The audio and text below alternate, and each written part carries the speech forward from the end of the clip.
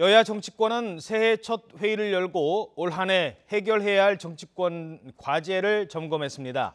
특히 어제 북한 김정은 위원장이 내놓은 신년사가 관심이었는데요. 여야의 평가는 극명하게 엇갈리는 분위기입니다. 국회 취재기자 먼저 연결하겠습니다. 전준영 기자. 네, 국회입니다. 자, 오늘 각 정당 새해 첫 회의가 열렸는데 어떤 얘기들이 주로 나왔습니까? 여야 정치권의 새해 첫 회의 화두는 대북 정책 그리고 개헌이었습니다.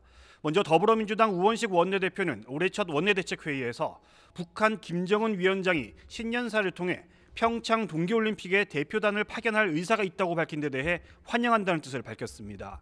이어 북한이 평창올림픽에 함께한다면 평화적 개최 가능성이 커지는 동시에 남북이 주도로 한반도 문제 해결에 물꼬를 틔울 수 있을 것이라고 말했습니다. 특히 올해는 개헌의 적기라면서 지난 연말 여야가 합의한 대로 이번 달 개헌 과제에 대한 협상을 시작해 지방선거 때 동시 개헌이라는 국민과의 약속을 지켜야 한다고 강조했습니다. 반면 자유한국당은 새해 첫 최고위원회의에서도 문재인 정부의 대북 외교 정책에 대한 비판을 이어갔습니다.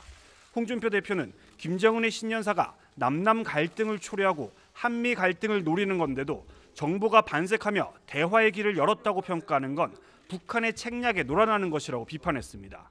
또 김성태 원내대표는 임종석 비서실장의 아랍에미리트 방문 의혹을 재차 부각하면서 정치 보복에만 혈안이 된 아마추어 정권이 군사협력 양해 각서조차 적폐로 간주하고 불법성 운운하다 우리 비즈니스가 큰 위기를 맞았다고 공격했습니다.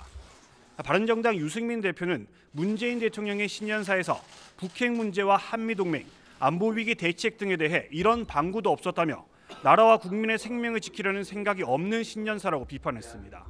반면 정의당 이정미 대표는 북한 김정은 위원장이 남북관계 개선 의지를 밝힌 게 다행스럽다며 이번 신년사가 진정성을 가지려면 어떤 추가적인 핵 미사일 실험도 있어서는 안 될 것이라고 강조했습니다. 한편 바른정당과의 통합 문제로 내홍을 겪고 있는 국민의당은 오늘 별도의 회의 없이 시무식만 열었습니다. 안철수 대표는 대북 정책에 대한 언급 없이 다당제 정착을 위해 올해 반드시 선거구제 개편에 동반된 개헌을 이뤄야 한다고 강조했습니다. 지금까지 국회에서 YTN 전준영입니다.